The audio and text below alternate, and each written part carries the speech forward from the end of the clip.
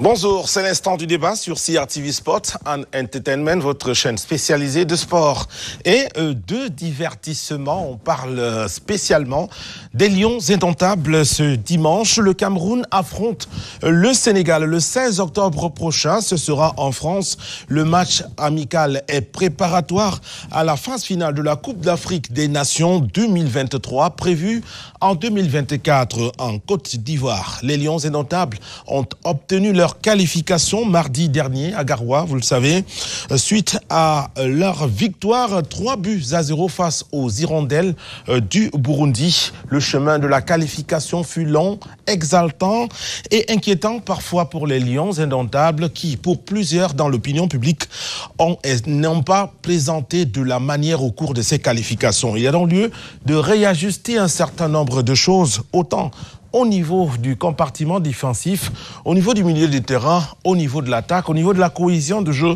et peut-être l'animation. Que faut-il réajuster? C'est la question centrale de cette édition de Les Débriefeurs. Vous aurez l'accompagnement de 4 techniciens exclusivement. D'abord à ma droite, c'est Pierre Ndjili Ndengue. Formé en Allemagne, il a tenu des clubs allemands de catégorie inférieure au point de remporter d'ailleurs la Coupe d'Allemagne avec certains d'entre eux. Au Cameroun, c'est un formateur. Il est instructeur de la CAF. Il a été sélectionneur des Lions indomptables de moins de 23 ans. Bonjour Pierre. Bonjour Évariste, bonjour à la foultitude de vos téléspectateurs, bonjour au DG, bonjour à tous les copanélistes et bonjour à tous les techniciens. Et merci de votre invitation. Ah, vous avez dit bonjour à tout le Cameroun. Merci d'avoir accepté l'invitation. Autre invité, c'est Essama Lebongo. Lui aussi, il est formateur, il est entraîneur. Il est ancien sélectionneur des Lions de moins de 15 ans. Bonjour.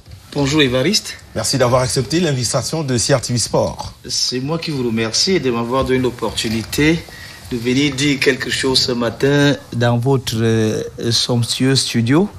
Bonjour à tous ceux qui nous regardent. Ah oui, ils vous écouteront aussi au cours de cette émission, tout autant qu'ils écouteront Gatien et Banga. Il est entraîneur de football, formateur à l'ANAFoot.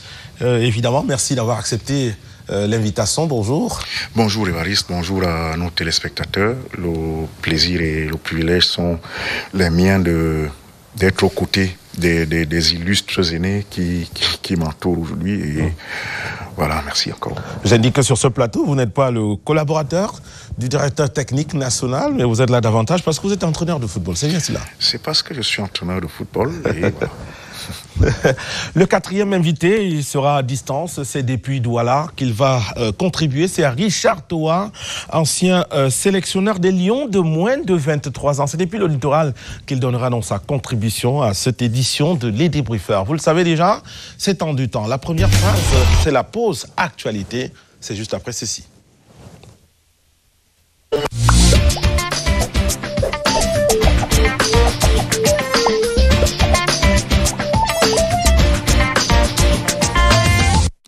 La mise en bouche, on va sur le green, sur le parcours pour parler du golf. Le président de cette fédération a interpellé ce week-end même alors qu'il procédait à l'installation de certains de ses collaborateurs récemment nommés. C'était ici à Yaoundé. Il a été gardé à vue à l'immédiat. On essaie donc de parler d'abord de cette actualité. Pierre Ndjili Ndengue. Rarement ou presque jamais on a entendu des voix s'élever à la fédération camerounaise de golf. Pourquoi les bruits de bottes subitement? Écoutez, moi-même j'ai lu ça dans les réseaux sociaux. J'étais le premier surpris parce que on l'a jamais vu ici au Cameroun, mais c'est arrivé. Mais je pense quand même qu'il est présumé innocent pour l'instant. Tout à fait. Qu'est-ce qu'on lui reproche? Je crois avoir lu que c'est un problème d'argent, c'est un problème de dépôt d'argent qui aurait été mal utilisé. Maintenant, il faut encore apporter les preuves. Si on n'a pas de preuves, on ne peut pas incarcérer quelqu'un. Je crois qu'il va peut-être avoir les avocats pour le défendre. Mais ce qui est sûr, c'est que il doit avoir un problème. Il doit avoir un problème de fond, comme dans toutes les autres fédérations fédération, hein. Il doit avoir un problème de fond. Ben, c'est quand même bizarre qu'on puisse l'arrêter le jour de l'installation. Ça fait bizarre. Est-ce que ce n'est pas partie de ses collègues qu'il devait installer? Ça, c'est des questions, hein. C'est juste un questionnement. Mais j'ose espérer qu'il trouvera moyen de s'en sortir. Il y a des sources qui indiquent que la partie plaignante est emmenée par Daniel Edimo Monofon, qui est CDF de cette fédération. Et l'arrestation a eu lieu juste à la fin des installations de ce week-end. Cela intervient aussi, Essama, le Bongo, cela intervient alors que la Fédération camerounaise de golf se prépare pour un déplacement au Nigeria pour représenter le pays là-bas pour un forum à la fois du golf, les rencontres du golf et des rencontres d'entreprise. C'est un coup dur. C'est l'image du pays qui peut prendre un coup à travers cela. Ben justement, bon, c'est vrai que je ne m'intéresse pas beaucoup à l'activité du golf. Mais j'ai lu également, comme le coach disait tout à l'heure, mais c'est le cadre dans lequel il a été interpellé qui nous fait tiquer un peu. On se dit, ben qu'est-ce qui s'est passé? Bon, c'est ce qui est sûr, comme disait le coach tout à l'heure, il a certainement des choses qu'on lui reproche et que pour le moment, il est effectivement présumé, mais que des choses vont s'améliorer pour que la fédération reprenne vie et qu'elle aborde les compétitions en vue. Gatien, il est présumé innocent, évidemment, pour le moment. Donc, disons que si, après le travail judiciaire, il est remis en liberté et que il doit reprendre les activités à la Fédération camerounaise de golf. La plainte, elle est emmenée par sa collaboratrice qui est CDF. Comment pourrait être la cohabitation entre les deux à la suite? Forcément, ce sera difficile parce que bon, c'est vrai que le golf, n'est-ce pas, nous a habitués à se présenter comme étant un sport de gentleman. Donc d'ailleurs, pour ce que j'en sais, c'est que lors du déroulé même des rencontres, des compétitions, c'est un sport particulier où il n'y a pas d'arbitre, où on compte sur l'honnêteté, n'est-ce pas, des différents pratiquants. Bon, voilà. Donc il y a de la noblesse, il y a de la probité morale. Voilà, donc a priori, mais lorsque les choses se présentent sous ce prisme-là, sous cet angle-là, je crois qu'il y a matière à inquiétude. Bon, maintenant, c'est vrai, les autres fédérations nous avaient habitués à de certaines cacophonies, à de certains moments clés. Mais si ça commence aussi à affecter même le golf, qui est censé être un sport de cette nature-là, comme je le disais tantôt, alors il y a vraiment matière à inquiétude. Bon, voilà, il va falloir que les uns et les autres viennent à la raison pour que l'orthodoxie reprenne le dessus et que ça aille plutôt dans le bon sens. CRTV Sport continuera de suivre cette actualité pour vous. Autre actualité, on parle de football cette fois-ci avec la Coupe du Cameroun. Il y a un parfum de finale. Cette finale, la date a été fixée déjà, c'est le 24 septembre prochain, soit dans quelques jours. Les préparatifs sont en cours. Déjà, on va vous permettre de vous imprégner au terme de la deuxième réunion préparatoire à laquelle a assisté notre reporter, Rosalie Sofinke. Dimanche 24 septembre 2023, jour de finale de la Coupe du Cameroun. Ce moment suprême du football local exige une préparation musclée.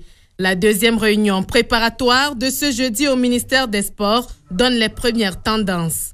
Oui, au niveau des préparatifs, nous pouvons dire que le stade Amadou Ahidjo sera prêt.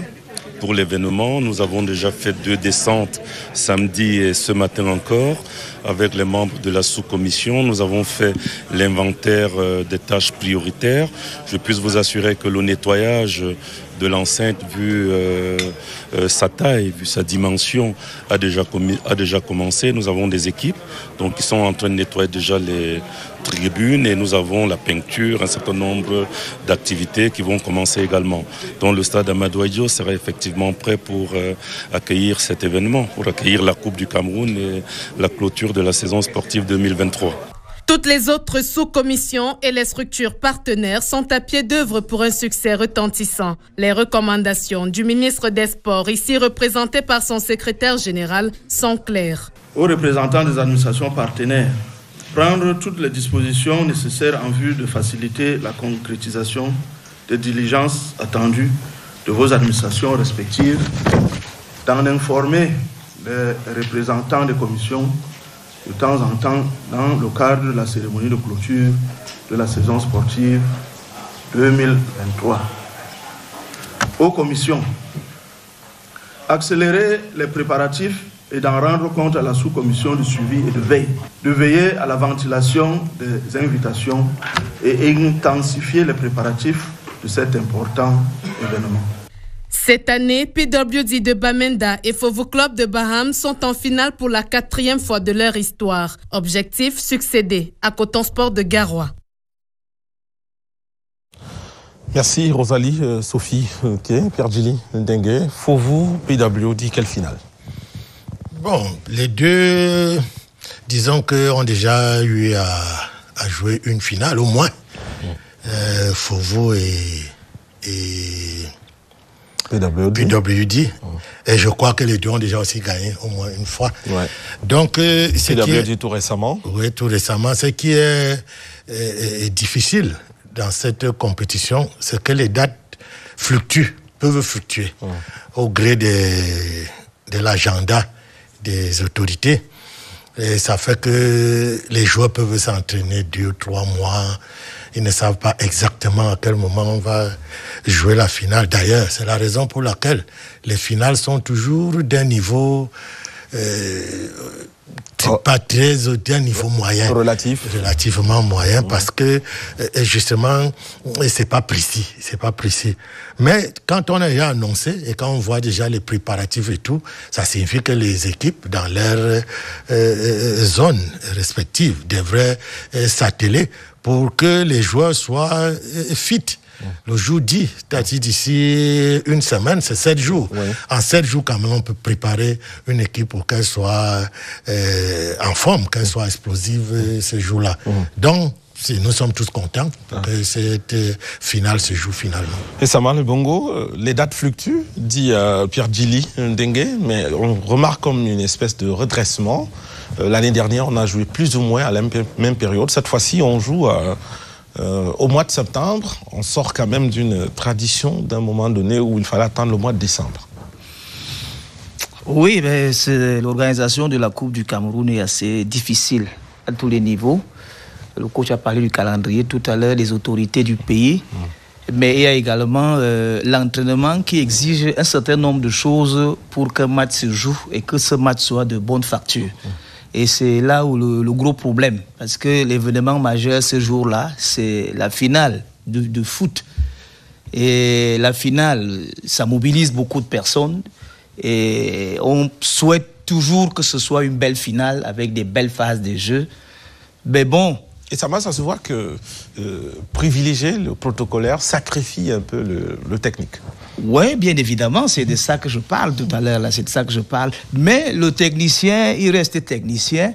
Je peux être en stage, et c'est à ce niveau-là qu'il doit vraiment faire prévaloir sa technique. Je suis en stage depuis 3 mois, je ne sais pas à quelle date je joue.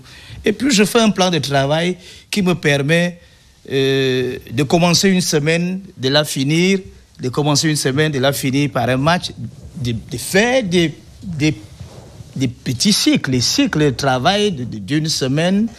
Je finis par un match, je reste là et puis ça permet, pour éviter ce que le coach disait tout à l'heure, de se retrouver avec des joueurs le jour de la finale qui sont peut-être lourds, et la conséquence immédiate c'est pas de bons jeux, pas de beaux jeux, pas de belles actions, et puis on se retrouve avec des finales qui sont très souvent fades.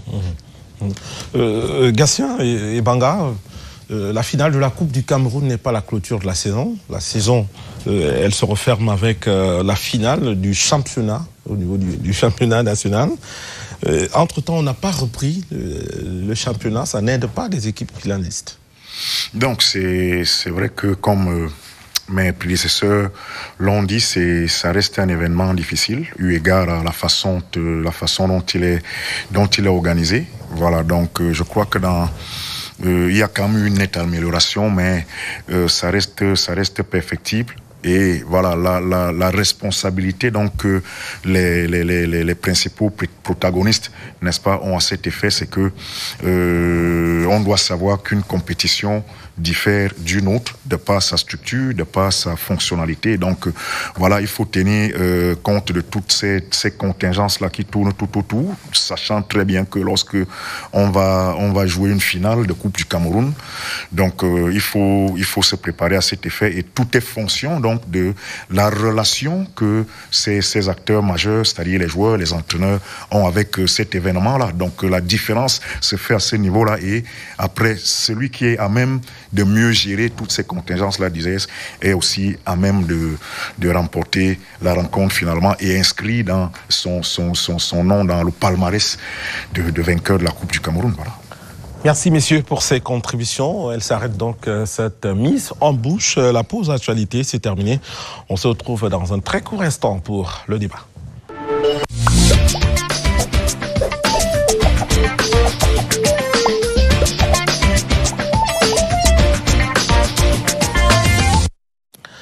On parle du débat, plus que 4 mois et on en sera à la phase finale de la Coupe d'Afrique des Nations 2023 qui se jouera en Côte d'Ivoire en 2024. Les Lions indomptables, évidemment, vont participer à cette phase finale. Ils ont obtenu leur qualification, on va dire, haut la main, puisqu'ils terminent premier du groupe C en tête devant la Namibie. Mais à certains moments de ces qualifications, selon une bonne partie de l'opinion, la manière a manqué aux Lions indomptables, l'efficacité aussi.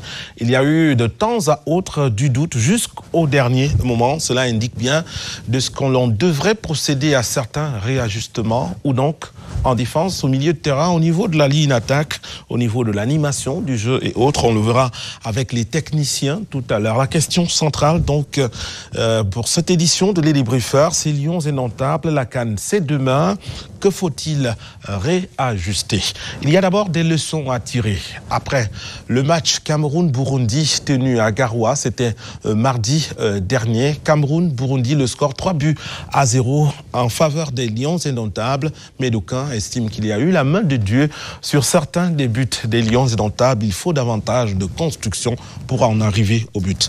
Les leçons à tirer tout d'abord de cette rencontre Cameroun-Burundi. Raphaël Kwa, éditorialiste.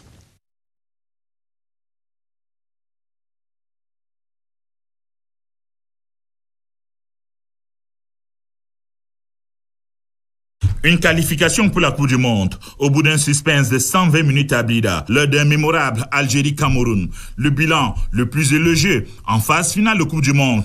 Net, sans bavure et sans appel sur le Burundi, mardi dernier à Garoua, qui qualifie les Lions indomptables, devrait pouvoir rassurer plus d'un sur les valeurs constantes de nos Lions, celles du dépassement, de la sublimation, de ce Hemler, lorsqu'ils sont dos au mur, lorsqu'après s'être mis en danger eux-mêmes, ils savent se sortir du piège dans lequel on les avait prématurément enfermés.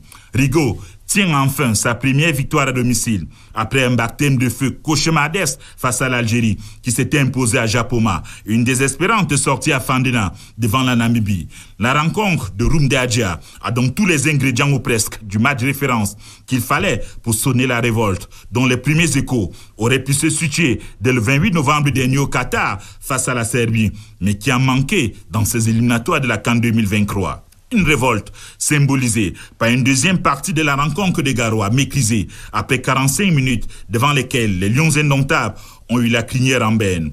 La première mi-temps était un peu difficile parce qu'en face aussi, ils ne sont pas venus pour s'amuser.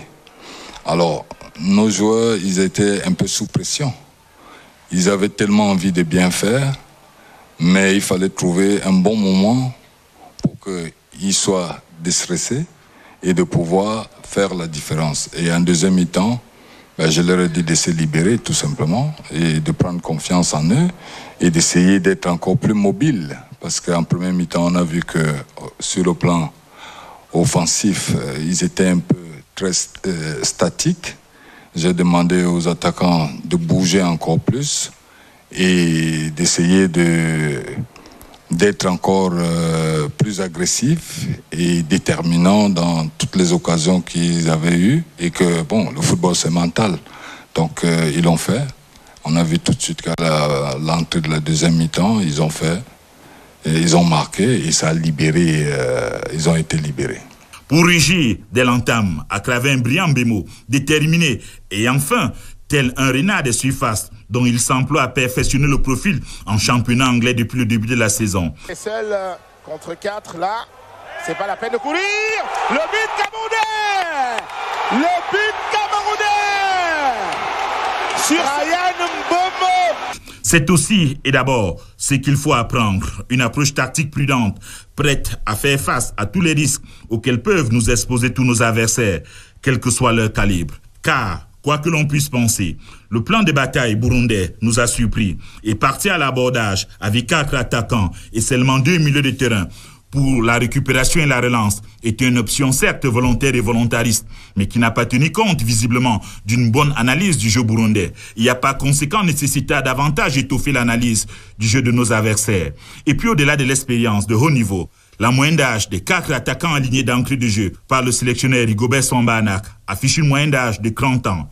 En dehors de Brian Mbemo, qui compte 24 printemps, Choupo-Moting en est à 34, pendant que Karl Toko Ekambi et Vincent Aboubakar en sont à 31, ce qui pose un dilemme entre le vieux vin et les nouvelles eaux.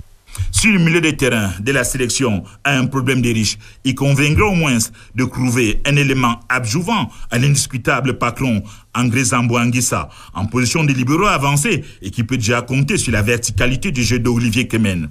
Pendant ce temps, la défense reste un autre chantier à travailler. Le flanc droit cherche titulaire établi, alors que l'axe n'a pas encore celui à qui associer Christopher Houm à l'absence de Castelletto. Rigaud, il y a du travail d'ici la CAN en janvier. Merci Raphaël, donc éditorialiste, chef de chaîne CRTV Sports and Entertainment. D'abord les réactions après ce match, vous venez de noter avec Raphaël les différentes leçons à tirer en 45 secondes. Votre lecture à vous, comment vous avez trouvé ce match Cameroun-Burundi? Écoutez, avant de dire ce que j'ai pu constater et voir, il faut d'abord féliciter cette qualification et féliciter tout le monde, tout ce monde qui a mis un peu du sien pour arriver à ces résultats-là. Vous savez, dans notre milieu, il est conseillé de gagner le match, même si on joue mal. Ça, c'est très important. Parce que si vous jouez bien et que vous perdez, on n'allait pas avoir tout ce qu'on a là aujourd'hui. Le pays n'allait pas être de gagner. Oui, il faut être réaliste, il faut gagner. Et comme ils ont gagné, il faut déjà féliciter tout le monde. Mais ce qui est important quand même, il faut le rappeler, c'est que les autorités traditionnelles ont mis la main dedans, c'est-à-dire que tout le Grand Nord s'est mobilisé. Il y avait les gens au stade et tout ça. Ça, c'est le 12e homme qui a fait en sorte que les joueurs puissent quand même se transcender. Ça, c'était très important à le signaler. Il y avait aussi le gouvernement au stade. Ce n'est pas donné tous les jours. Il y avait au moins peut-être 3 ministres, dont 2 originaires du Nord. C'était exceptionnel. Maintenant, il ne fallait pas décevoir. On n'a pas déçu. Ce que j'ai pu remarquer, c'est qu'en première mi-temps, on était absent. On n'était pas dedans. On n'a pas joué à notre niveau, c'est le niveau que tout le monde attendait. C'était pas bon. C'était vraiment pas bon en première mi-temps. Maintenant, la deuxième mi-temps, grosso modo, sans aller dans les détails, moi, je pense sincèrement que le Burundi a péché par, c'est pas l'expérience, c'est-à-dire l'influx nerveux est parti. Pourquoi?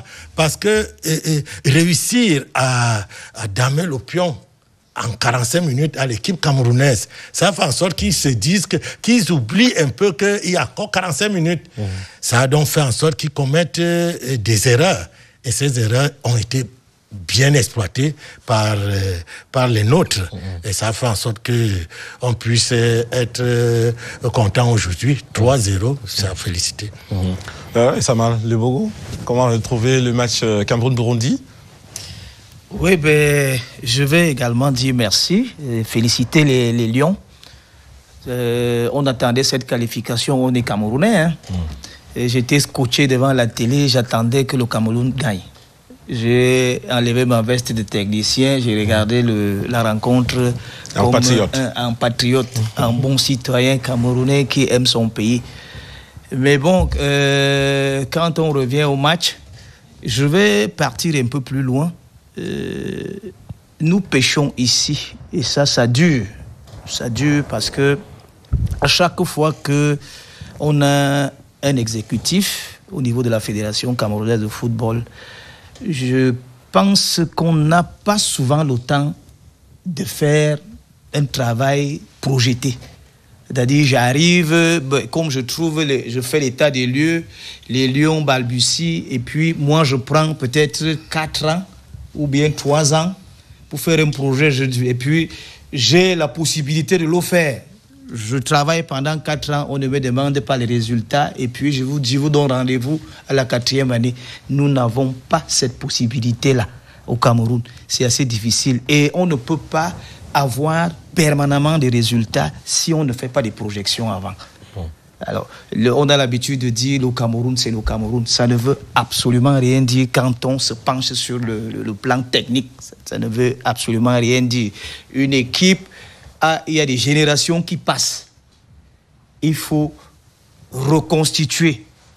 Il y a des cycles qui prennent un terme. Il faut recommencer des cycles.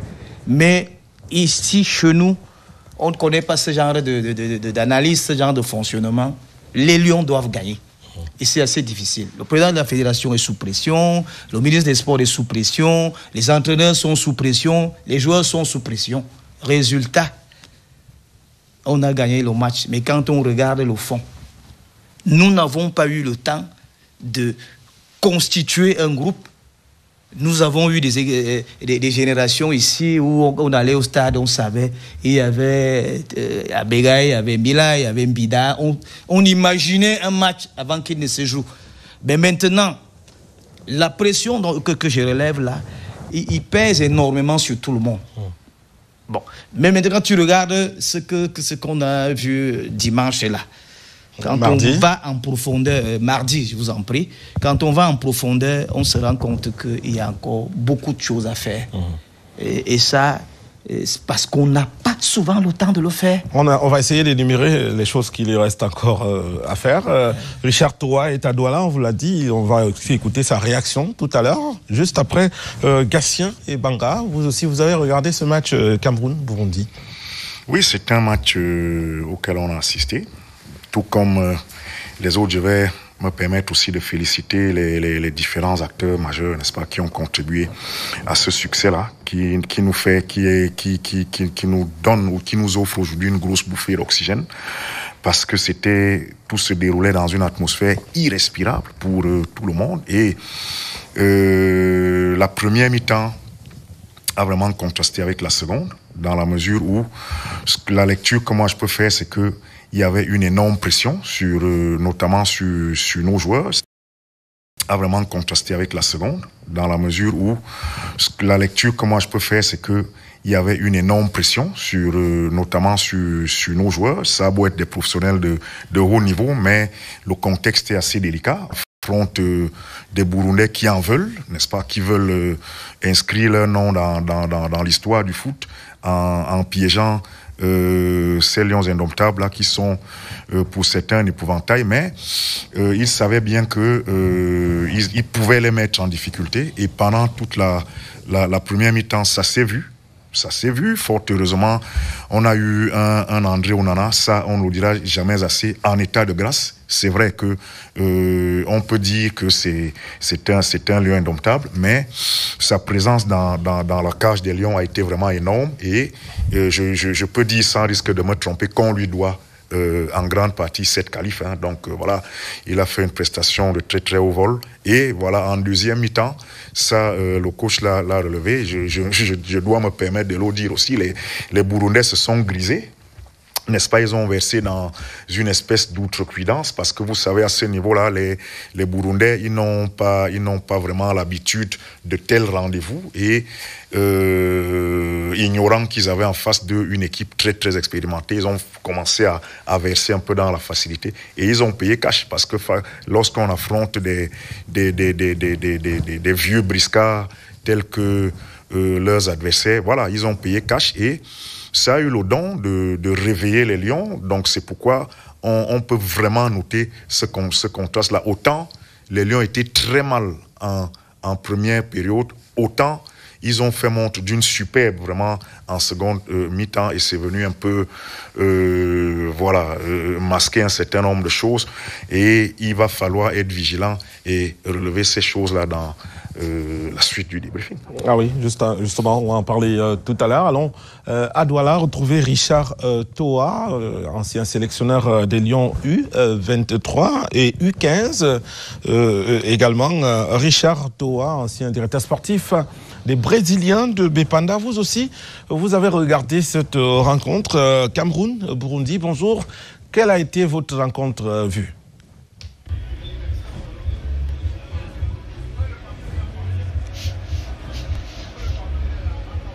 Le match contre le Burundi pour les Lions indomptables a été un match en deux phases. Une première mi-temps qui a été très difficile pour les Lions et une deuxième mi-temps où les Lions, n'est-ce pas, ont eu à changer leur manière de jouer. Déjà en première mi-temps, il va falloir dire que l'équipe avait les difficultés à pouvoir retrouver, n'est-ce pas, le niveau que tout le monde attendait d'eux. Ceci est dû, n'est-ce pas, à la manière dont les Burundais ont eu à jouer contre les Lions. Disons qu'au niveau des difficultés que Lyon ont eues, c'est justement sur le dispositif où ça a été vraiment très difficile pour cette équipe de pouvoir élaborer le jeu que tout le monde attend d'eux. Disons que sur le plan technique, on a vu effectivement que cette équipe des Lions avait beaucoup de difficultés à pouvoir élaborer son jeu. Ceci est dû donc au dispositif, comme j'ai dit, et dans l'animation qui n'a pas été le véritable problème pour cette équipe, parce que cette équipe du Burundi a eu à mettre en place une manière de jouer qui n'a pas été facile pour les Lions de pouvoir les contrer. Disons que les Lions jouent avec un système de jeu, le 4-2-4. Ceci étant, ça a été vraiment très difficile pour les deux milieux axiaux, Kemen et Zambo Anguissa, de pouvoir tenir le coup du jeu, parce que là, les deux milieux de couloir qui étaient Touko Ekambi et Mbemo ne faisaient vraiment pas le repli défensif qu'il était question pour eux de faire. Et avec deux avant-centres, n'est-ce pas, Choupo-Moting et Aboubakar Vincent, les deux jouent en fixation. On ne savait pas exactement celui qui était, n'est-ce pas, en train de jouer ce rôle de 2009. C'est pour ça que le milieu de terrain de l'équipe du Cameroun a beaucoup souffert. Ceci étant, avec l'apport des latéraux aussi, qui, n'est-ce pas, n'était pas vraiment très offensif sur le plan de l'élaboration du jeu avec tous ces milieux de terrain. Ça a été vraiment une première mi-temps très compliquée pour les Camerounais. C'est pour ça qu'en deuxième mi-temps, il y a eu des rajustements, qu'on a vu effectivement qu'après ces rajustements, l'équipe a commencé à mieux jouer. Ils ont organisé vraiment un pressing qui a mis cette équipe, surtout cette défense du Burundi, n'est-ce pas, en difficulté. Je dirais que dès l'entame de jeu en deuxième mi-temps, les Lions ont pris les choses en main.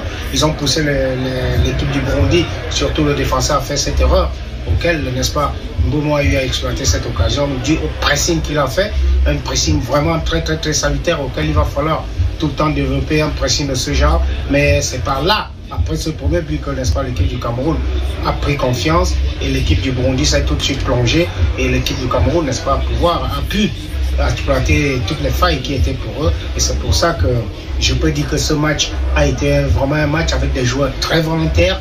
Il va falloir le souligner, les joueurs qui avaient vraiment envie de gagner et c'est ça qui était vraiment la clé de ce match puisque ça n'a pas été vraiment pour eux au niveau de l'élaboration du jeu à pouvoir faire ce qu'ils prétendent, n'est-ce pas, faire habituellement. Merci à vous, Richard Toas, pour cette première lecture. Vous ne partez pas, vous voulez de temps en temps intervenir au cours de cette édition. Pierre Ndjili Ndengue, maintenant, les éliminatoires, c'est une page tournée déjà, mais on a bien vu Rigobert sont engagés comme sur deux fronts, celui de rechercher la qualification, celui de bâtir aussi une sélection, une équipe qui soit compétitive à la phase finale. Est-ce qu'on y est? J'hésite à répondre à l'affirmative parce que si on analyse bien ce jeu de fond, le jeu des Camerounais de fond en comble, on va remarquer des points positifs. Entre autres, on va voir le fighting spirit. On va voir l'expérience des uns et des autres. On verra la conclusion. C'est-à-dire dès qu'il y a une occasion, on l'exploite.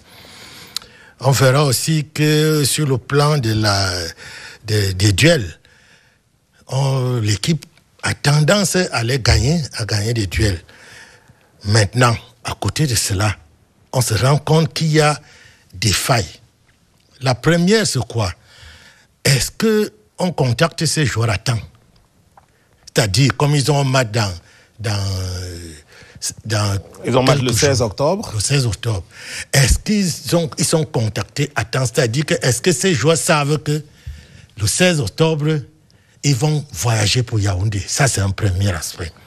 Le deuxième aspect, pour ceux qui ne comprennent, qui ne peuvent pas comprendre, c'est que le joueur se prépare mentalement à quitter son club pour venir à Yaoundé. Il doit donc être au courant longtemps à l'avance. C'est pour cela que j'indique cette préoccupation. Maintenant, sur le plan du jeu, c'est maintenant que moi, je me rends compte qu'on dit qu'on joue en 4-4-2. Mais sur le terrain, ça ne se voit pas. Franchement, il faut être... peut-être il faut aller demander au staff technique exactement ce qu'il y a. Quand on voit, on a l'impression que c'est le 4-2-3-1. C'est l'impression que ça donnait. Mais dans les réseaux sociaux, le staff technique a plutôt dit que c'est 4-4-2. Ça fait un problème. Le joueur qui vient, nous jouons en 4-4-2 ou bien en 4-2-3, il est embrouillé. Le joueur est embrouillé dans la tête, ce n'est pas clair. Maintenant, sur le plan des animations de jeu, animation offensive d'abord, vraiment, ça ne se voit pas. Est-ce qu'on joue un jeu de position ou un jeu de possession? Possession, c'est-à-dire que quand nous avons le ballon, on essaie de le garder le plus longtemps possible. Est-ce que ça se voit? Non, ça ne se voit pas. Position, c'est-à-dire que les gens sont à leur place en fonction du plan, pas du plan du jeu, du système de jeu. Les gens sont en place. Donc, quand il y a on dézone, il devrait avoir quelqu'un d'autre à cette position-là à faire, c'est l'équilibre en attaque. Ça ne se voit pas. Ça ne se voit pas suffisamment. Et sur le plan défensif, il faut aller très vite. Sur le plan défensif, on ne sait pas où se trouve le bloc équipe. Est-il médian? Est-il complètement dans notre cas ou bien complètement haut? C'est pas très visible. C'est comme si c'était une mouche qui piquait. Ça vient de temps en temps. Maintenant, si je prends encore le plan offensif, les attaques rapides, on ne les voit pas parce que nous sommes lourds. L'équipe pèse. On ne peut pas prendre l'adversaire à défaut. C'est pas possible. Parce que l'adversaire vous voit venir. Il se place tout simplement. Et puis vous avez les difficultés à passer. Et c'est ce que le Burundi faisait. Donc, vous voyez qu'il y a quand même des choses à améliorer sur ce plan-là. Maintenant, sur les transitions, vous avez perdu le ballon. Comment faire pour le récupérer? Ça ne se voit pas. Et même sur le plan défensif, où sont les resserrements? Le bloc équipe, on resserre où?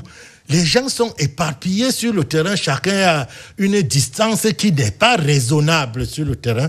Et ça fait en sorte que les Burundais, quand ils avaient le ballon, ils étaient à l'aise. Leur jeu, leur possession était carrément visible. C'était leur maladresse et surtout la dextérité du gardien Onana. On aurait pris certainement au moins un but en première distance. Donc voilà en gros les choses qu'on ne voit pas. Peut-être ils ont travaillé et la pression du match a fait en sorte que on ne se voit pas. Mais on ne le voit pas le jour du match, mais en deuxième mi-temps. Oui. J'ai bien noté de vous, Virgiline Degué, c'était très enrichissant. Avons-nous déjà une équipe nationale compétitive, efficace pour tenir à la phase finale, aller le plus loin possible? Pour le moment, c'est le clair-obscur. C'est ce qu'on a noté de votre intervention. Et Sama, les Bongo, la phase finale de la Coupe d'Afrique des Nations, là-bas, on va rencontrer des équipes d'un autre calibre. Il n'y aura pas le temps pour le sursis. Donc, il faut être efficace. Rigobertson, vous évoquiez le projet tout à l'heure, a travaillé donc sur un projet à double voie. D'abord la qualification, d'une part, et puis pouvoir bâtir une sélection solide. Dites-nous également, est-ce qu'on a déjà cette équipe des Lions indomptables là? Évariste, je vais dire qu'il y a encore du travail à faire. Rigobert du pain sur la planche. Il reste quelques mois, je crois, 3 ou 4 mois. 4 mois. Je pense que il va profiter de ces 4 mois-là. Je pense également que la FIFA va ouvrir des fenêtres. Si la FIFA nous ouvre 3 fenêtres pour les matchs amicaux avant janvier, ça sera... Rigobert va profiter de ces fenêtres-là pour pouvoir arranger un certain nombre de choses parce qu'il y a vraiment beaucoup à faire. Avec la révolution du foot, moi je parle désormais de 4 lignes sur le plan longitudinal du terrain. Au niveau de la ligne du gardien de but, nous n'avons pas, on peut dire qu'on a le sommeil tranquille. Maintenant, quand on passe à la ligne défensive, les 4 défenseurs, vraiment, il faut encore qu'une réflexion profonde soit menée là-dessus. On arrivera au détail défense, milieu, attaque. D'abord sur le plan du collectif. Est-ce qu'on a une sélection Sur le plan du collectif, ça se cherche. Si on part du match contre la Namibie, en passant par le match contre le Burundi de mardi, on est toujours en train de chercher une équipe. Au niveau de la défense, c'est encore, ça joue en désordre. On n'a pas encore trouvé la paire au niveau de l'axe central. Nous n'avons pas encore trouvé les latéraux, que ce soit à gauche ou à droite. À l'intérieur, nous n'avons pas encore trouvé des tandems qu'on a souvent l'habitude de voir, des joueurs qui se comprennent à demi-mot et qui entrent facilement en relation avec l'attaque. Là encore, il faut chercher. Il faut chercher. Et en termes de... Vous savez, le foot, pour que vous ayez la possession de balles de bout en bout, il faut pouvoir créer le surnombre à chaque endroit où il y a le ballon pendant le match. Alors, vous avez vu ce qu'on a vécu avec le milieu du terrain, avec les latéraux qui n'appuyaient pas et qui ont obligé les couloirs à rester sur leur ligne. Nous avons eu une infériorité numérique à l'intérieur qui nous a créé les problèmes. Le combat au foot, ça se gagne au milieu du terrain. Quand vous avez des ballons, vous avez le match. Donc, il faut encore réajuster à ces niveaux-là. Savoir trouver un équilibre entre ces milieux du terrain-là qui peuvent se mettre à fond pour pouvoir donner le meilleur d'eux-mêmes. Ces milieux du terrain qui se comprennent à demi-gestes pour pouvoir ravitailler à bon escient les attaquants. Et quand on arrive en attaque, vous avez tout à l'heure, là, Raphaël Nkwa parlait, c'est des trentenaires. C'est des trentenaires. Donc, il faut encore mener une réflexion pour pouvoir faire un savant dosage entre ces joueurs qui sont déjà un peu âgés avec la jeunesse. Alors, faire commencer tous les trois, un match, pour moi, c'est assez difficile. Et Rigobert devrait également mener une réflexion profonde à ce niveau. C'est entendu. Gatien, à vous maintenant de dire, dites, Rigobert a quand même eu de la méthode depuis le début, depuis d'ailleurs la préparation de la Coupe du Monde Qatar 2022. Il convoque les cadres de l'équipe qui sont connus. Il convoque par la suite les binationaux, c'était pour essayer d'injecter du sang neuf à cette sélection. Il convoque à un moment donné des joueurs locaux qui ont été sélectionnés, il les a intégrés, puis il essaie de trouver des individualités ici et là pour bâtir une sélection. Tout cela mis ensemble, tel qu'il a fonctionné. Il a eu une première campagne, celle de la Coupe du Monde. Il a eu une deuxième campagne, celle de la qualification pour la CAN. Est-ce que tout cela a contribué à consolider la sélection qu'il a obtenue? Oui, grosso modo, on peut dire que jusqu'ici, les résultats qu'il a obtenus, à mon sens, parlent en sa faveur. Parce que voilà, il finit premier de ce groupe-là après une Coupe du Monde qui, en termes de bilan comptable, n'est-ce pas, est la seconde, n'est-ce pas, que les Camerounais aient... Est-ce que c'est pas l'arbre qui cache la forêt? Non, pas forcément. Moi, on a une sélection en écoutant mes aînés, ils se sont beaucoup appesantis sur la seule responsabilité du sélectionneur manager. Mais ce que je veux dire, c'est que au-delà de ces responsabilités qui sont engagées, il y a des choses qui sont un peu supra supra-technique, supra-tactique, parce que la technique et la tactique, elles dépendent de beaucoup de choses. Elles dépendent, n'est-ce pas, de ce que une certaine plateforme a été mise sur pied, qu'elle a été créée. Donc voilà, il ne reste plus que 4 mois pour le kick-off de la CAN, vous le disiez. Donc il est très important, il est d'une importance tragique que, sachant très bien que les Lions indomptables ont déjà gagné la CAN par le passé. Donc ils savent exactement ce qu'il faut faire. En 2000, tout à l'heure, Essamba Bongo n'était pas d'accord avec ce type d'affirmation. Ils savent ce qu'il faut faire. Ils savent ce qu'il faut faire. Donc en 2017, par exemple, lorsque j'essaie de faire le comparatif, je peux peut-être me tromper, mais j'ai la faiblesse de penser que l'effectif qu'on a actuellement, en termes de valeur intrinsèque, est logé à une meilleure enseigne, que celle de 2017. Oui, à mon sens. Donc voilà. Et il faudra donc mettre certains ingrédients pour que le résultat à la CAN en Côte d'Ivoire nous soit favorable. Il faut créer une plateforme, ça je le disais, où il y a de la sérénité, où il y a une saine émulation. Donc il faut, à mon sens, élargir, parce que c'est pas nouveau. On a souvent tâtonné, ça commence à être répétitif un peu au Cameroun. Oui, Gatien, dites quand même, le Cameroun qui va en Coupe d'Afrique des Nations 2023, oui. C'est un Cameroun qui est quintuple champion d'Afrique. C'est un Cameroun qui a été médaillé de bronze ici à domicile en organisant lui-même sa Coupe d'Afrique des Nations, ce que beaucoup ont interprété comme un échec. Le Cameroun aurait dû le remporter pour respecter son statut. Alors, on se dit que l'occasion de la Côte d'Ivoire, c'est le moment indiqué de se relever et bien n'y arriver avec une équipe compétitive des Lions indomptables qui puisse ramener le trophée. Est-ce que vous pensez qu'on a ces moyens-là et ces moyens techniques-là? Ces moyens, ils existent. À mon sens, ces moyens, ils existent et je vais insister là-dessus. Il faut juste construire cette plateforme-là, n'est-ce pas, où les joueurs pourront s'exprimer en faisant montre de beaucoup d'émulation, en faisant montre de beaucoup d'envie d'inscrire leur nom dans l'histoire. Ils ont eu le temps pendant la Coupe du Monde, ils ont eu le temps pendant les éliminatoires. On se souvient bien que ceux qui ont gagné en 2017, ils ne sont plus que, je ne sais pas, 3 ou 4 qui font partie de l'effectif aujourd'hui. Donc, il faut bien qu'ils aient à cœur, n'est-ce pas, de démontrer aussi quelque chose. Et ils peuvent le faire si les uns et les autres prennent conscience. Écoutez, suivez un peu mon regard. Si on revient à ce qui s'est passé en 2000, par exemple, de façon orthodoxe, on n'était pas qualifié pour cette CAN-là.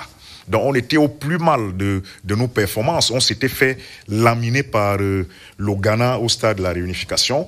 Mais quelques mois plus tard, on a vu des Lions indomptables conquérants. On les a vus se permettre le luxe de damer le pion à des nations vraiment costaudes et tout, et finalement l'emporter. Donc, Gatien, je vois un peu de foi dans votre développement. Il y a un peu de foi. Ce que je veux dire, c'est que, à mon sens, on est capable. Ouais, voilà. On est capable si certains ingrédients sont réunis. Oui, ça on l'a entendu. Allons voir de quoi on est capable. Allons compartiment par compartiment maintenant pour disséquer un peu plus près le jeu des Lions indomptables. Pierre Ndjili-Ndengue, on peut avoir le sommeil tranquille, l'indiquait Essamba Bongo tout à l'heure. Quant au compartiment des gardiens de but, ça fait partie de la défense. Maintenant, la défense, notre axe central. On a essayé de combiner Christophe Ouo et Harold Moukoudi. Et puis, on a Olivier Mbaizo, on a Malcolm Bokele Mputu. Est-ce que cette défense, ça va? Vous savez, le football moderne a tellement évolué. Et évolue même à une vitesse exponentielle. Ce qui fait qu'on ne parle plus beaucoup en termes d'individus ou en termes de joueurs de ligne par ligne par ligne. On parle en termes d'équipe qui attaque et qui défend. Tout le monde est concerné, y compris aujourd'hui le gardien de but, dans les animations de jeu. Alors, la façon de défendre les Lions indomptables, donc justement, c'est pour ça que moi, je dis qu'il y a un sérieux problème. Et il y a sérieux travail qu'il faut faire. Une réflexion, comme disait le coach Lebourg, une réflexion à mener pour qu'on arrive justement à gommer les quelques problèmes qu'on retrouve dans l'équipe. À savoir, comment animer notre attaque. Comment l'animer? Avec quels joueurs? Ça pose donc le problème du casting. Ils l'ont soulevé, l'âge des joueurs, de certains joueurs. Il faut donc trouver des joueurs capables d'animer. Ça pose le problème des systèmes. Est-ce que ce système de jeu utilisé par les joueurs camerounais permet aux joueurs camerounais de s'épanouir? Ça, c'est une réflexion. Je ne critique pas, hein. Je vois ce qu'on peut apporter à cette équipe. Donc, on fait donc cette réflexion pour trouver le système qu'il faut aux joueurs qu'on a à la main, parce qu'ils ont de la qualité. Tout le monde le reconnaît. Quand on a donc trouvé le système, on se dit qu'on place donc en animation la possession. Parce que quand on a le ballon, on n'est pas en danger. Alors on met l'accent sur la position. On travaille donc en conséquence. Nous pouvons donc avoir les défenseurs qui ont cette capacité. Vous voyez dans le football moderne, il faut donc les défenseurs qui savent faire une passe, même le gardien qui sait faire la passe, même les défenseurs qui savent se démarquer, qui savent se déployer sur le terrain, pour que justement ça prenne corps avec les autres. C'est ça qui est important. Pierre dit, quelqu'un d'autre dirait que le Cameroun défend plutôt bien. Si on fait par exemple un bilan de ses qualifications et que l'on tienne compte de cette statistique, le Cameroun n'a encaissé que 3 buts en 4 matchs. Vous savez, les statistiques ont quelque chose d'extraordinaire. Ouais. Ça peut vous foutre en l'air, comme ça peut vous mettre dans le bon chemin. C'est pour ça que moi, je regarde les statistiques avec beaucoup de recul. Mais ce sont des indicateurs. Voilà, c'est des indicateurs, c'est ce que je dis. Oui. Il faut les regarder avec beaucoup de recul. Pourquoi les autres ne marquent? Est-ce que c'est parce qu'on défend bien? Est-ce que c'est parce qu'on défend bien? Et réellement, toute cette équipe défend bien. La réponse est non. La réponse est non. Il a fallu la capacité individuelle du gardien pour qu'on ne prenne pas de but. Ce n'est donc plus un problème collectif. Ça devient un problème individuel. Ça signifie que ces joueurs ont de la qualité. Techniquement, ils n'ont rien à se reprocher. Mais c'est tactiquement qu'il y a un problème. Voilà. Donc, c'est là qu'il faut mettre l'accent sur les animations de jeu, sur le choix des joueurs qu'on va mettre dedans, pour qu'on puisse donc voir toute cette équipe se déployer. Oui. C'est noté. Tactiquement, il y a quelques soucis. Vous l'avez vu ainsi également, Essama? Oui, mais je voulais le relever tout à l'heure, là, quand je remettais la parole, que lorsqu'on regarde cette équipe jouer, on ne voit pas véritablement un schéma tactique, un schéma véritable tactiquement.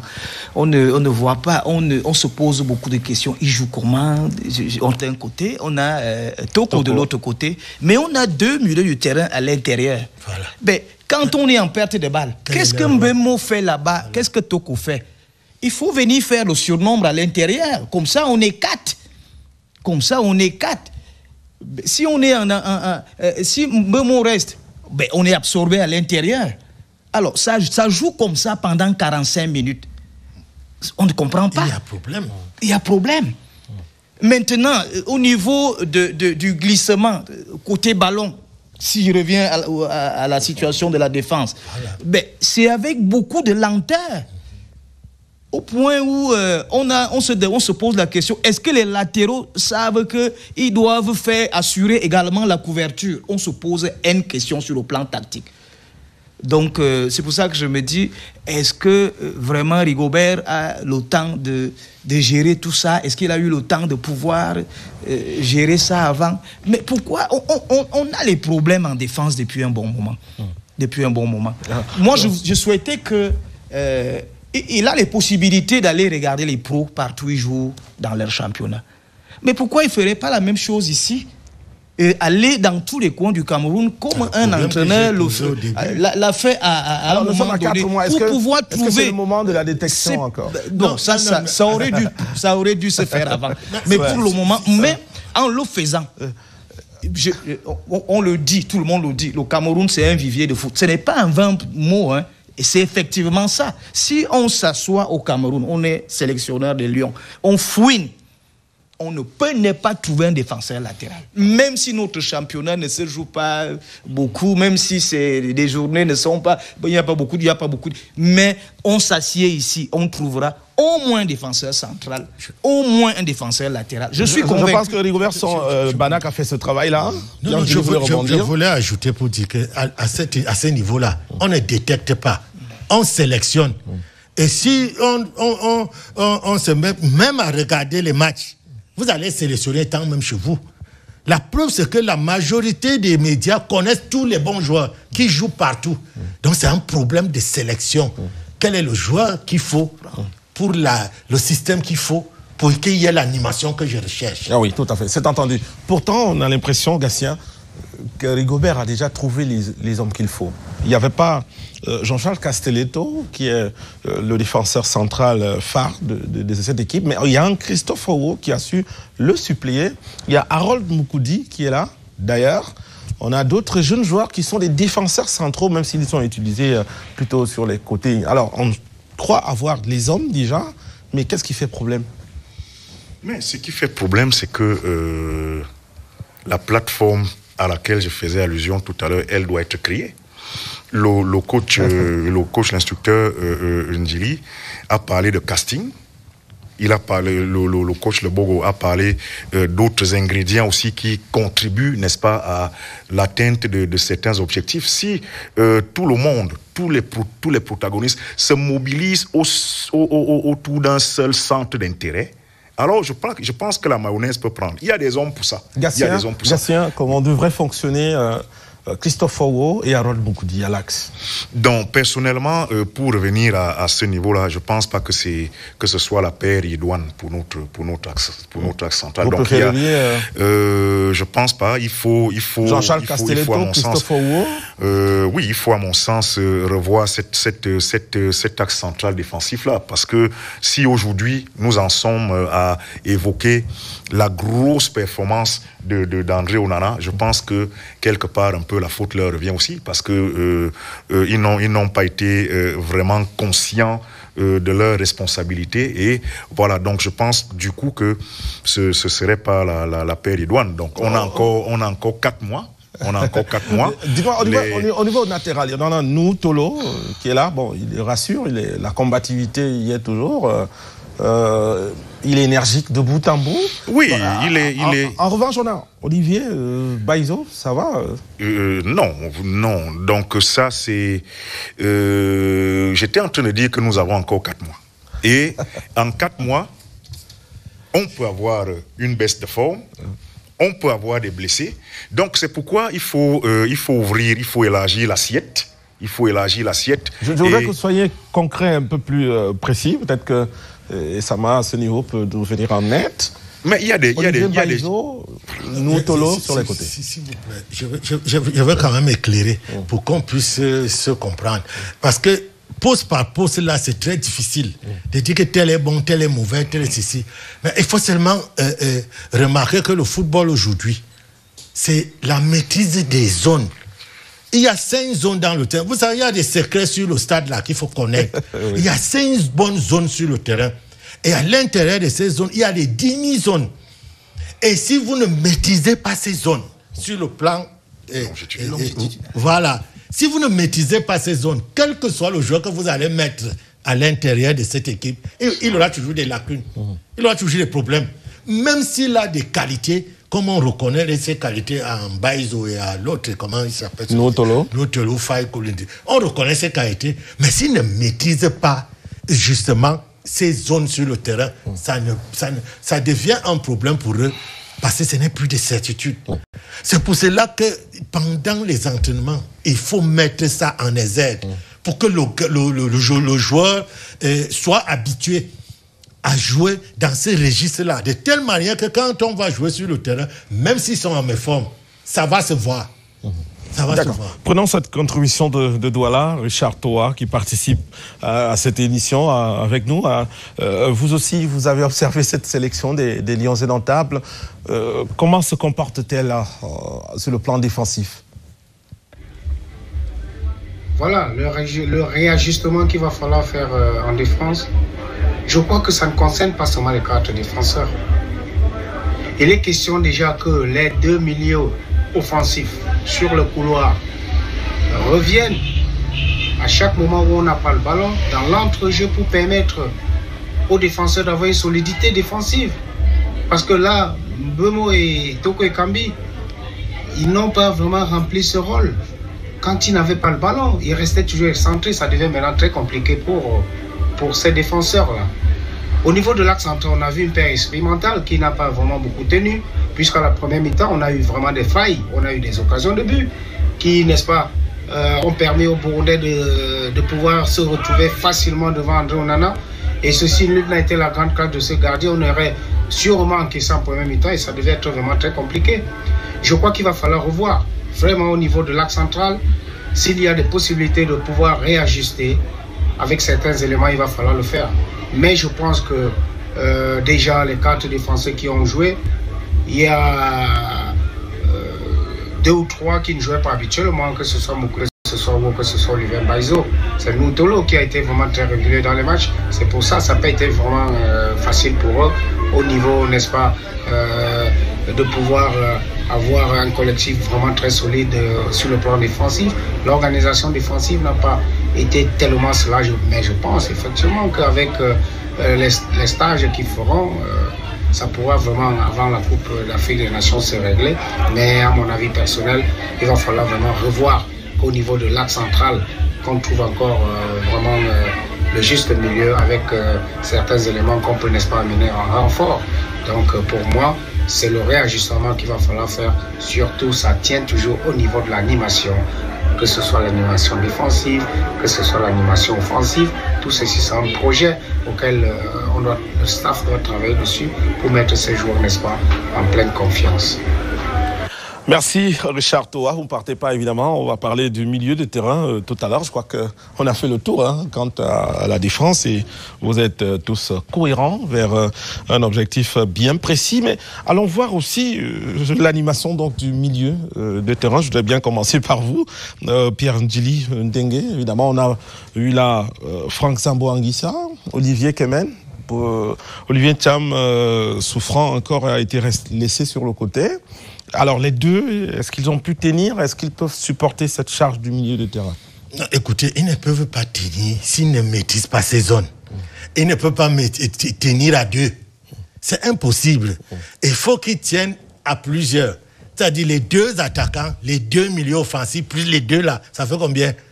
Ça fait 2, 4, 6 personnes qui doivent tenir justement sur le plan défensif, de l'animation défensive. Il faut donc un projet. Qu'est-ce que je veux faire de mes joueurs? Si c'est peut-être moi, je vais dire que je fais le pressing haut, je fais le contre-pressing. Ça suffit que nous attaquons en défendant. Ça suffit qu'on est dans le camp adverse. Et chacun a un rôle précis pour presser sur son vis-à-vis. Si donc un presse sur le vis-à-vis gauche, il faut que le milieu qui est derrière presse aussi celui qui est derrière lui.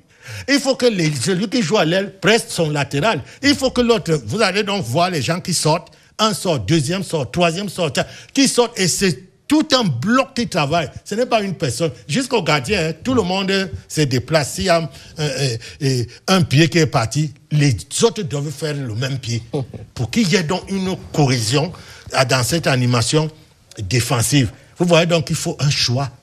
Il faut opérer un choix. Et ce choix, c'est lequel? Je joue en individuel, je joue en zone pressing, je joue en zone où je fais comment? C'est ça le problème. Donc quand vous avez donc opéré ce choix, vous allez donc trouver les jeux et les exercices en conséquent pour que les joueurs puissent répéter cela tout le temps aux entraînements pour que le jour du match, ça vienne seul. C'est ce que ces joueurs attendent. Donc ce n'est pas un problème d'individu.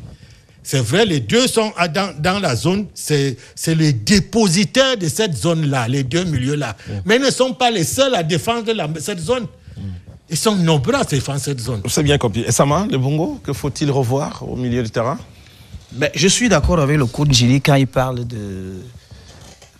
quand il dit que ce n'est pas une histoire individuelle. Le foot est total. Le foot est total. Tout le monde attaque. Tout le monde doit participer à l'attaque. Tout le monde doit participer à la défense. Et notre milieu du terrain, je le relevais tout à l'heure, en phase défensive. Pourquoi ils ont été... Kemen et Zambo ont été toujours en infériorité numérique. Parce que Mbemo et Anguissa sont restés là-bas, sont restés sur leur ligne, ils ne sont pas venus. Oh, c'est systématique.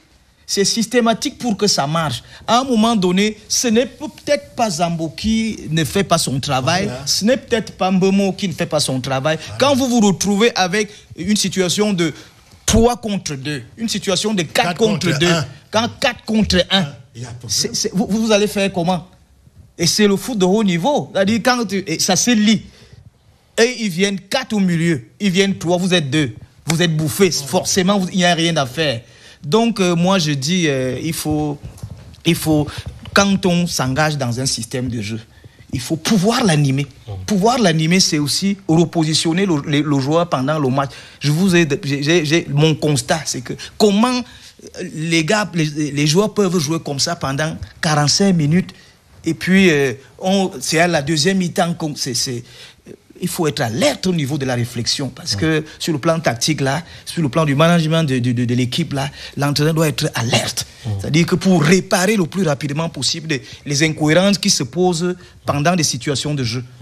Gatien, le milieu de terrain, comment vous le repérez sur votre plateforme? Oui, au-delà de ce qu'ils ont dit, voilà, si la plateforme est créée et que les gens ont envie de faire des efforts, les gens veulent se mettre au service, n'est-ce pas, de ce collectif-là, alors ça peut se faire. Bon, mais si vous avez des messieurs qui, même en phase défensive, ils n'arrivent pas à se mettre derrière le ballon, ils continuent de rester dans leur zone comme si l'équipe attaquait encore, alors il y a du souci à se faire. Et qu'est-ce qu'il faut? Il faut les booster, il faut de l'émulation, il faut qu'ils sachent qu'il y a des gens derrière qui sont assis sur le banc et qui peuvent venir leur chipper leur place à tout moment. Et là, une fois que l'émulation a été créée, voilà, les gens ont envie de faire des efforts et c'est bénéfique pour l'équipe, voilà. À Douala, à nouveau. Richard Toa, cette fois-ci, quelles sont vos observations sur le milieu des terrains? Il y a certainement des choses à revoir.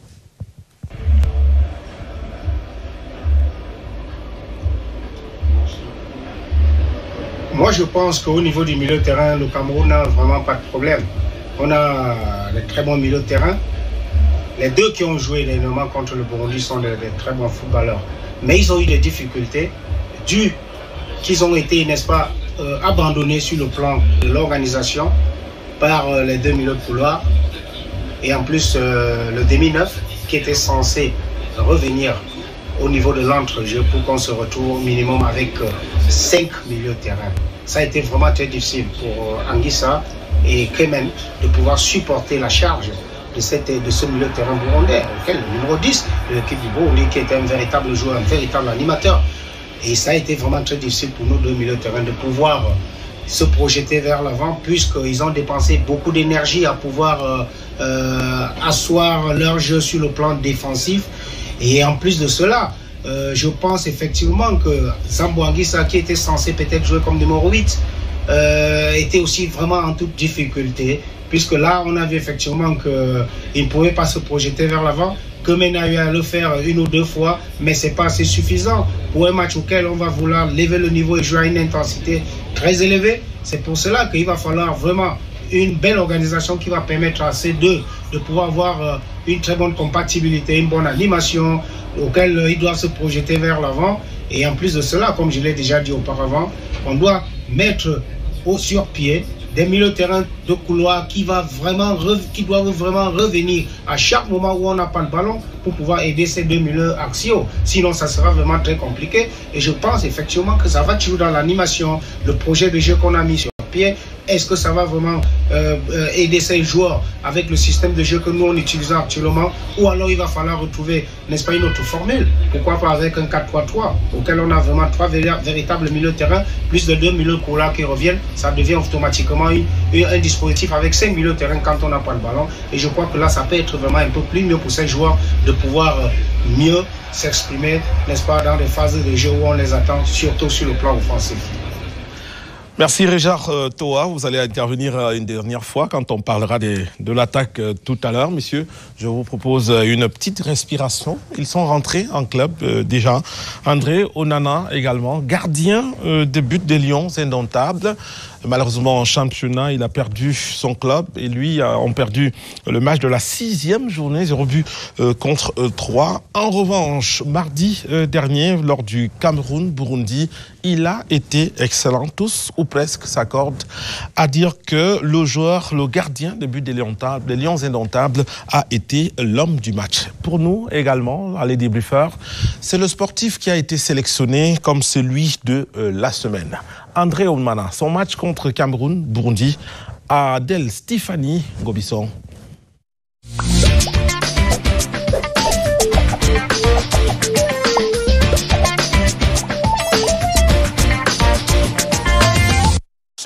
Voici le corner, le cuir qui se lève, la tête, elle est burundaise, c'est dans les poings, dans les gants d'André Onana, le gardien de Manchester. Retour triomphal pour André Onana, incontestablement l'homme du match, victorieux du Cameroun face au Burundi, sorti d'une retraite internationale qui n'aura duré que 10 mois.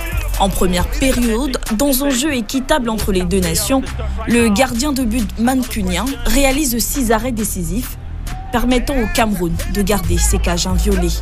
Une performance XXL qui a suivi jusqu'au coup de sifflet final.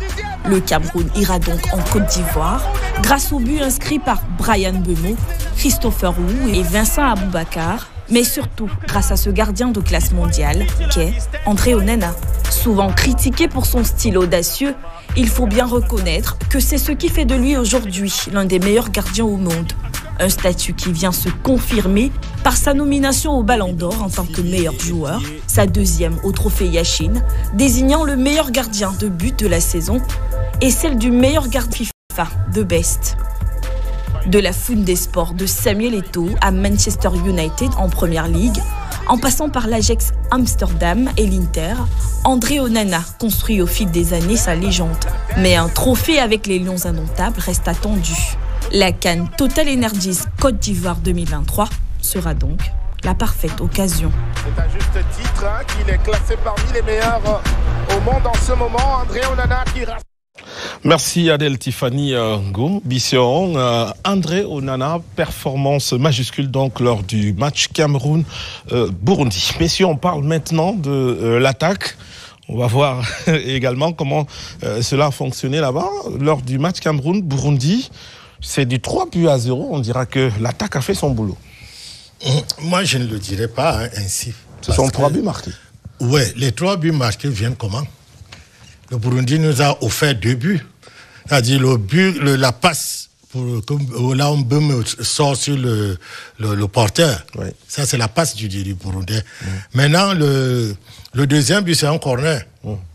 Et le 3e, c'est encore le gardien qui tire sur son propre goal défenseur. Et la balle vient de te retrouver Vincent Aboubakar. Bon, vous voyez donc que ce n'est pas une animation qui a amené les 3 buts. Il n'y a pas eu de construction. Il n'y a pas eu de construction, on n'a pas vu le but venir. C'est des erreurs que nous avons pu exploiter. Ce sont des situations de jeu exploitées. C'est ce que je dis. C'est des erreurs des défenseurs que nous avons exploitées. Ça fait aussi un point positif pour nous. Ouais. On pouvait ne pas les exploiter, même si on nous faisait la passe. Mais c'est un point positif. Nos buteurs ont été alertes. Oui, ils ont été alertes dans ces situations-là. Oui. Maintenant, sur le plan animation, sur le plan général, c'est là qu'il y a un bémol.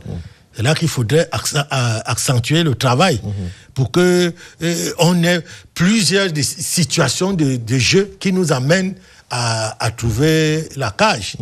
Et ça ne s'est pas beaucoup vu. Parce que il n'y a pas, comme je disais, le jeu de possession est embryonnaire, le jeu de position n'y est pas, la maîtrise des zones, et même l'attaque rapide, on ne voit pas, c'est venu une fois, on n'a même pas marqué. Mais, vous voyez donc que c'est tout, on revient encore sur les animations. Comment animer votre jeu? Et on revient encore sur le choix des joueurs, le casting. Est-ce que ces joueurs entrent dans votre système de jeu choisi? Est-ce qu'ils rentrent vraiment? Parce que on n'arrive pas à comprendre que quand ces joueurs sont dans leur club, ils réussissent à jouer normalement, à leur niveau normal. Peut-être que Pierre là-bas, ils sont en club en permanence, ils ont davantage de temps. Peut-être que le problème est la période de regroupement. Parfois, des joueurs arrivent 1, 2, 3 jours en retard. Et puis on va participer à 2 ou 3 séances d'entraînement. Est-ce que c'est suffisant pour faire une mise en place de ces animations? Ça suffit donc que quand les joueurs arrivent, on a 4 jours. Je mets donc l'accent sur quoi? Si c'est l'attaque, je mets l'accent sur l'animation offensive pour qu'on puisse avoir des occasions. Je mets l'accent là-dessus pour ces 4 jours. Si ça arrive que le jour du match, on voit déjà cette animation, la prochaine fois, je mets l'accent sur un autre paramètre qui empêche que l'équipe ait justement la possibilité de s'exprimer à 100%. C'est ça le problème. Et Samuel Bongo, l'attaque des Lions Indomptables, 3 buts face au Burundi, on peut s'en frotter les mains? Oui, 3 buts, quand on entend 3 buts, on peut s'en frotter les mains, on a gagné. Et l'attaque, quand on dit l'attaque, quand on parle de l'attaque, c'est les buts. Mais nous sommes en train de mener une réflexion par rapport à l'animation de cette attaque. Le problème reste entier. Pierre parlait tout à l'heure, il vous a donné des situations pendant lesquelles nous avons marqué. Ce n'étaient pas des situations d'élaboration de jeu, c'est-à-dire des combinaisons dont je parlais tout à l'heure, là, que des ballons qui commencent par la défense, transitent par le milieu du terrain, trouvent un couloir, et puis s'entrent en retrait, des actions d'école qu'on aimerait bien voir. C'est assez difficile. Dans cette équipe, cette animation, je ne vois pas de... Il y a ce qu'on appelle des circuits préférentiels. C'est-à-dire quand la cohésion est assise, il y a ce qu'on appelle les circuits préférentiels. On sait que quand le défenseur Mbaïzo appelle sur le côté, Onana lui donne, ça va à l'intérieur, ça va sur le côté et ça sort en centre, en retrait. C'est des choses qu'on aimerait voir et c'est ça qui nous confirme que la cohésion est assise et que l'attaque bouge. Et ces relations-là entre le milieu, dont je relevais tout à l'heure, le milieu et l'attaque, c'est ça aussi qui fait bouger l'attaque. Si les lignes sont coupées, l'attaque se débrouille comme elle peut là-bas, le milieu du terrain se bat comme il peut ici. C'est assez difficile. Oui, les erreurs, on marque, ça arrive. Mais nous voulons construire une équipe compétitive, une équipe qui peut nous faire plaisir quand elle joue. Justement. Gatien, à la phase finale, on aura les 24 meilleurs du continent. Là-bas, c'est un cran au-dessus des éliminatoires. Il faut quand même une attaque qui s'exprime autrement. Tout à fait, parce que voilà, lorsqu'on parle de 24 qualifiés au niveau de la CAN, ça n'a rien à voir avec les éliminatoires, c'est une autre paire de manches. Donc on a beaucoup parlé d'animation offensive. Ce que je veux dire, c'est que une étude analytique de l'animation offensive montre que on peut parler de 4 étapes majeures. Donc on conserve le ballon, on progresse avec, on déséquilibre l'adversaire et on finit. Donc contre le Burundi, on a bien fini.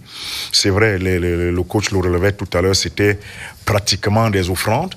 Bon, ce qu'on ne va pas forcément rencontrer à la CAN. Donc c'est un chantier sur lequel il faudra se pencher. Il faut être à même de bien conserver le ballon, donc construire à ce niveau. Il faut être à même de progresser avec sereinement, donc en mettant les ingrédients qu'il faut. Il faut être à même de déséquilibrer des adversaires, de mettre en difficulté, en crise de temps. On se dit quand même que dans le choix de Rigobert Song, de titulariser à la fois Choupo-Moting, Vincent Aboubakar, Brian Bomo et puis Toko Ekambi, ce sont tous des attaquants et donc on s'attendait quand même à une domination offensive. Non, c'est pas comme ça que ça fonctionne. C'est pas comme ça que ça fonctionne. Le foot, c'est avant toute chose une affaire d'équilibre. Vous pouvez avoir, je sais pas, 5-6 attaquants, mais si les relations milieu-attaque sont coupées, si elles sont défectueuses, ils n'auront jamais le ballon pour pouvoir être dangereux. Donc maintenant, il faut bien animer, on ne le dira jamais assez. Le football moderne, on ne parle plus de défense de façon isolée, de milieu. Non, c'est une question d'animation, de projet, tel que le coach Richard le disait tout à l'heure. Et il va vraiment falloir, c'est pourquoi moi je parle de création d'une plateforme où il y a tous ces ingrédients-là et qui se tiennent d'ailleurs. Si les joueurs sont indisciplinés, si les joueurs ne sont pas concernés par le projet, si les joueurs, comment est-ce que tout ça peut se déployer de manière idoine. Donc voilà. Et maintenant, au niveau de l'attaque, je pense que il faut revoir aussi un peu le casting, parce que si on associe beaucoup de joueurs où on a une moyenne d'âge qui dépasse la trentaine, je pense quand même qu'on aura peut-être du souci à se faire. On le verra bien tout à l'heure au moment des conclusions. Repartons à Douala. Richard Toa vous a retenu et privé de vos activités dominicales, dommage. Mais merci quand même de cette dernière contribution concernant cette sélection des Lions indomptables au niveau de la ligne d'attaque. Comment a fonctionné cette attaque des Lions indomptables et que faut-il revoir? Voilà, je pense que ce qu'il va falloir faire, n'est-ce pas, pour réajuster l'attaque, c'est toujours au niveau de l'animation. Je pense qu'on doit être plus collectif. Amener ces joueurs à pouvoir produire du jeu, c'est en gardant le ballon, en produisant le jeu qu'on peut avoir, n'est-ce pas, des bonnes occasions de but. Ceci étant, c'est un travail qui se fait dans la collectivité. Déjà, nos deux latéraux doivent assister au jeu sur le plan offensif. Nos milieux de terrain, avec une bonne organisation, doivent avoir une compatibilité. Qu'est-ce qui est celui qui va faire le travail défensif et qu'est-ce qui est celui qui se projette vers l'avant. Et là, on va effectivement voir que en mettant sur pied une animation de ce genre, ça va permettre à nos attaquants de mieux s'exprimer. On va produire les occasions de but, on aura la possession du ballon, on aura, n'est-ce pas, des actions surprenantes auxquelles on va prendre des adversaires contre-pied. Et ceci demande vraiment beaucoup d'intelligence, ceci demande beaucoup d'énergie. C'est pour ça que sur le plan tactique, que ce soit la tactique individuelle, la tactique de groupe, il faut qu'il y ait cette compatibilité pour qu'il y ait une bonne animation. Et là, les occasions de but viendront. Nos attaquants auront des ballons idéaux avec lesquels ils peuvent mieux s'exprimer, se retrouver devant les gardiens de but. Je crois que c'est là où il va falloir, n'est-ce pas, mettre de l'accent, développer le jeu, posséder le ballon et en plus de cela, organiser, n'est-ce pas, sur le plan offensif, des joueurs avec la qualité individuelle et qu'ils mettent ça au profit du collectif pour que, n'est-ce pas, on ait la possibilité de mieux développer notre manière de jouer sur le plan offensif. Merci infiniment à vous, Richard Toa. Vous allez devoir vaquer à vos occupations. Merci d'avoir pris du temps à contribuer à distance depuis Douala, donc à cette édition de Les Débriefeurs, une émission qui tire à la fin au terme des 10 premières minutes. On se sera séparés. Déjà, messieurs, vous direz un dernier mot sur l'attaque et l'ensemble de la sélection globalement. Mais d'abord, cette petite respiration, une autre rubrique de cette édition, c'est Kiosque Sport. On va donc faire la lecture. En kiosque, évidemment, on a abondamment parlé de ce match Cameroun-Burundi, autant sur les plateformes numériques, les sites d'information que sur les tabloïds. C'était Lions indomptables sur cette semaine qui se refait. Mais il y a eu d'autres actualités, la Coupe du Cameroun de football, le golf, et bien d'autres encore. Il a fait la lecture de presse pour nous. Voici donc sa revue. Une signature de Robert Bajek.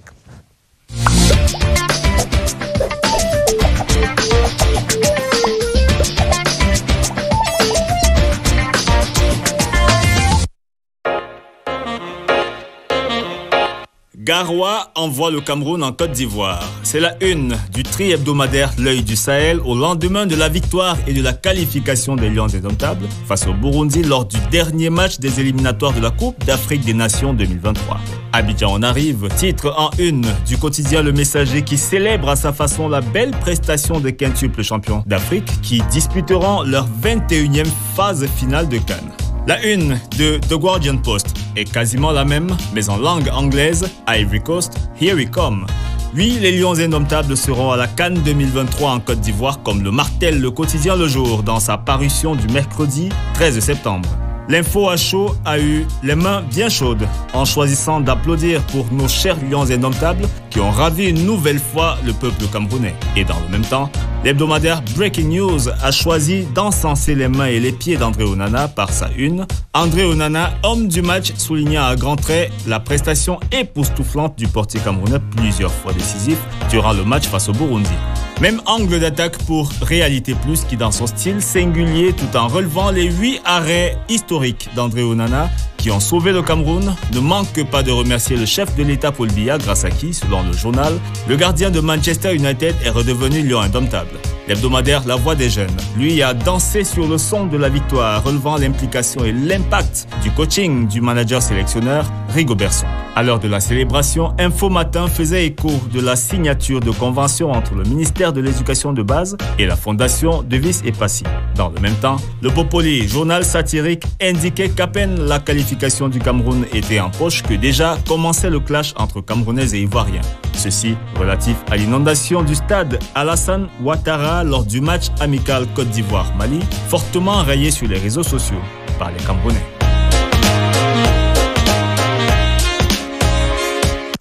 Voilà, une place dominée donc par les Lions indomptables. Merci à vous, Robert Badjock. Dernier tour de table, messieurs, vos conclusions. Le 16 octobre prochain, dans 29 jours exactement, donc les Lions indomptables seront face aux Lions de la Teranga. Cameroun-Sénégal, match amical qui se tiendra en France. Ce sera une occasion pour Rigobert Song de procéder à ces réajustements peut-être. Tout à fait. Je pense que on l'aura aidé, parce que nous avons fait des consultations. On l'aura aidé. Il ne faut pas prendre ça...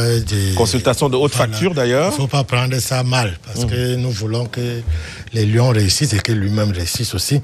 Donc, ce qui est important ici, c'est que ils puissent comprendre, c'est le staff, ce n'est plus une personne, qui puisse comprendre que les rôles de chaque joueur sur l'animation de jeu, sur le plan offensif et défensif doivent être bien connus de chacun pour qu'il y ait des certitudes le temps venu sur le terrain pour qu'on puisse les animer. Ça, c'est important à le dire et à le faire. Ce n'est pas justement parce qu'on le dit que ça va venir. C'est parce qu'on le pratique sur le terrain avec les joueurs, les mêmes joueurs là, que ça vient. Donc, il faut qu'ils le comprennent et qu'ils mettent l'accent sur la maîtrise des zones de jeu. Ça, c'est le football moderne aujourd'hui. Vous avez les zones et il y a les demi-zones. Si vous ne maîtrisez pas ces zones-là, on ne peut pas transmettre ça aux joueurs pour qu'il y ait les certitudes. De telle manière que quand le gars se retrouve dans cette zone, que ça coule de source. Donc, c'est ce que moi, je peux proposer pour qu'ils puissent prendre toutes ces idées, récupérer ce qu'ils ont à récupérer et le mettre en pratique pendant, même si c'est 2-3 jours d'entraînement, que l'on mette en pratique pour que, justement, cette équipe puisse se transcender. Ah, c'est bien noté. Votre conclusion, Gatien, en 30 secondes? Oui, c'est clair que voilà, au-delà des rôles qu'il faut attribuer à tout un chacun, il faut donc que les profils aussi soient bien trouvés, soient bien définis. Et maintenant, la mayonnaise va prendre avec tous les autres ingrédients qui vont avec, sachant très bien que la technique, la tactique, elles ne fonctionnent pas ex nihilo. Elles sont tributaires d'autres paramètres qui doivent se retrouver au sein d'une tanière des Lions indomptables qui se veut victorieuse, par exemple en Côte d'Ivoire. Essama, le Bongo, mettre à profit, capitaliser les périodes FIFA, oui, mais comment? Oui, j'insiste là-dessus parce que c'est le petit temps qui reste à Rigobert. Et je vais dire quelque chose. Nous ne sommes pas venus ici là pour donner des leçons d'entraînement. Que c'est le petit temps qui reste à Rigobert. Et je vais dire quelque chose. Nous ne sommes pas venus ici là pour donner des leçons d'entraînement. Nous sommes Camerounais et c'est l'unique moment que Essama Le Bogo peut donner sa petite contribution pour que son pays avance. Ceci dit, je reviens, j'insiste, Rigobert devrait tout faire pour que Samuel lui permette d'exploiter les fenêtres FIFA qui vont s'ouvrir pour lui permettre également de pouvoir réajuster un certain nombre de choses qu'on a dit ici. Je suis convaincu que lui-même a fait les mêmes constats. Ah oui. Et vraiment, j'insiste dessus. Ah oui, tout à fait. Des constats, vous les avez faits certainement, vous aussi, nombreux téléspectateurs de CRTV Sports and Entertainment. Cette édition de Les Débriefeurs s'achève. Merci donc à Judith Mendomo qui a assuré les cadres en studio, elle qui vous a offert également les plans de hors-jeu lors de cette rencontre dans la moitié de terrain du Cameroun. L'édition assurée par Benjamin Bidias, à la fois réalisateur de cette édition, Karine Bilois donc pour s'occuper, disons, la coordination, celle de Raphaël Nkoa, chef de chaîne CRTV Sports and Entertainment, supervision générale Charles Nongo. Toute cette équipe vous donne rendez-vous évidemment dimanche prochain pour une autre édition de Les Débriefeurs. Au revoir.